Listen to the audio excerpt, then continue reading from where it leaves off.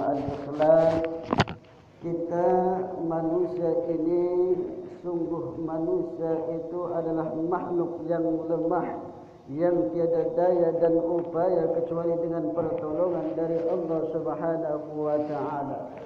Manusia diberikan oleh Allah bisa berbicara. Manusia diberikan oleh Allah bisa berbicara, bisa mendengar. Itu karena rahmat dari Allah Subhanahu wa taala. Allah mempunyai sifat kaunuhu mutakalliman. Keadaan Allah itu berbicara. Sedangkan lawannya adalah tidak mungkin Allah Subhanahu wa taala itu bisu, tidak bisa berbicara.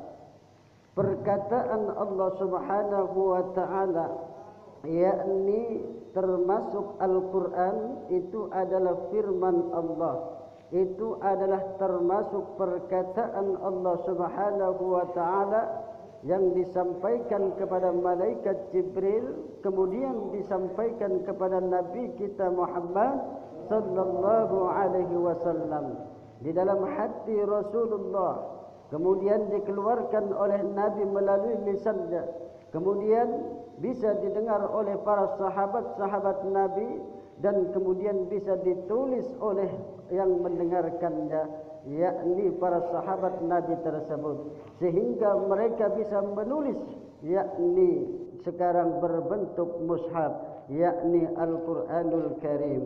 Itu adalah perkataan Allah, itu adalah firman Allah Subhanahu wa taala, yang isinya adalah pedoman hidup kita sebagai umat Islam, di mana kita sebagai umat Islam mempunyai pedoman, karena Al-Quran itu adalah hudan linnas, hudan lil muttaqin, petunjuk bagi manusia, petunjuk bagi orang-orang yang bertakwa.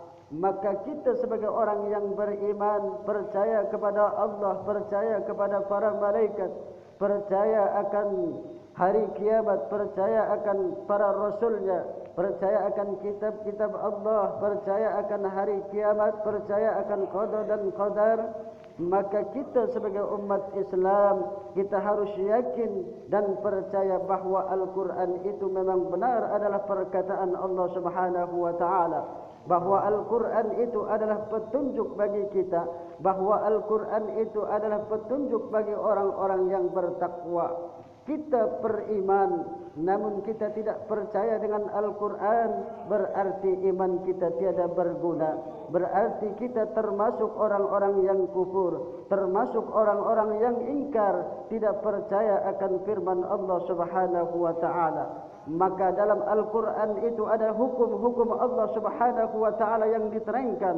Ada hukum, ada larangan, ada yang diharamkan dan ada yang diperintahkan. Dan ada anjuran. Maka kita harus meyakini dan percaya bahawa semua itu datangnya dari Allah Subhanahu wa taala. Percaya akan qada dan qadarnya Allah Subhanahu wa taala, bahawa kita manusia ini sudah ditentukan oleh Allah, di mana qada itu adalah ketentuan sejak zaman ajali, sebelum Allah Subhanahu wa taala menciptakan alam semesta ini, sebelum Allah Subhanahu wa taala menciptakan makhluk seperti kita manusia ini. Allah sudah membuat perencanaan, Allah sudah membuat perencanaan kelak bahawa akan diciptakannya manusia, bahawa kelak akan diciptakannya bumi, bahawa kelak akan diciptakan makhluk-makhluk yang lainnya. Itu semua adalah perencanaan Allah Subhanahu wa taala. Seorang arsitek, dia akan membuat perencanaan. Kalau dia hendak membangun suatu jembatan, dia akan membuat perencanaan untuk membangun suatu bangunan atau suatu gedung. Seorang arsitek akan membuat perencanaan, lalu perencanaan tersebut akan dilaksanakan sesuai apa rencananya. Baik itu masalah tentang biaya, baik itu masalah tentang hal-hal yang dibutuhkannya. Misalkan membangun jembatan membutuhkan besi, membutuhkan semen, membutuhkan pasir dan lain sebagainya. Itu sudah direncanakan terlebih dahulu oleh seorang arsitek tadi. Ya. Maka setelah direncanakan, dilaksanakan. dilaksanakan apa rencananya tersebut.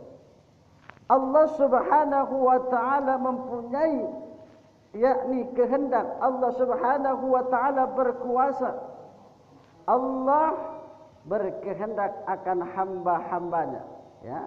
Allah berkuasa akan makhluknya, ya.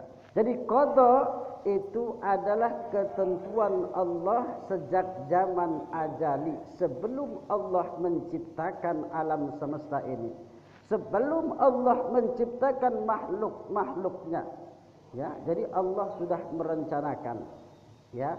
Apakah kita ini akan menjadi orang yang bahagia? Apakah kita ini akan menjadi orang yang beriman? Apakah kita ini akan menjadi orang kafir? Itu sudah direncanakan oleh Allah, sudah ditentukan oleh Allah. Maka kalau kita menjadi orang yang beriman, termasuk kita orang-orang yang beruntung.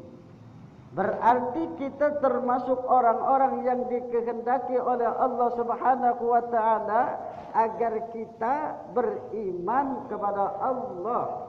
Ini keberuntungan kita menjadi orang yang beriman, menjadi umat Muhammad, menjadi umat Islam. Ini termasuk keberuntungan kita. Karena apa? Karena kita termasuk orang-orang yang dikehendaki oleh Allah Subhanahu wa taala.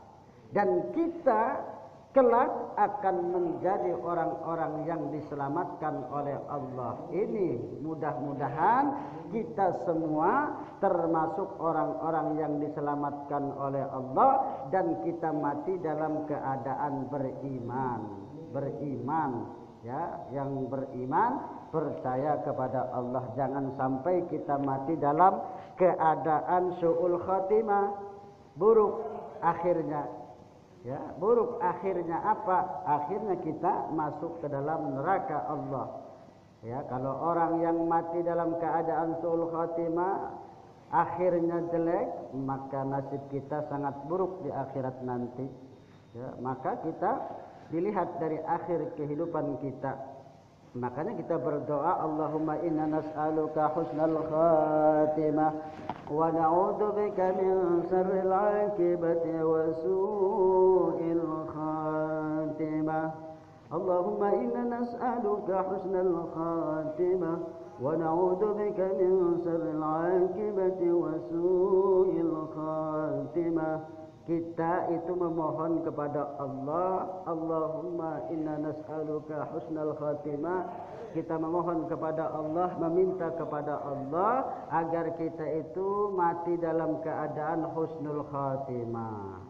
Wa na'udzubika min su'il khatimah wa na'udzubika min syarril 'aqibati wa su'il khatimah. Dan kita berlindung kepada Allah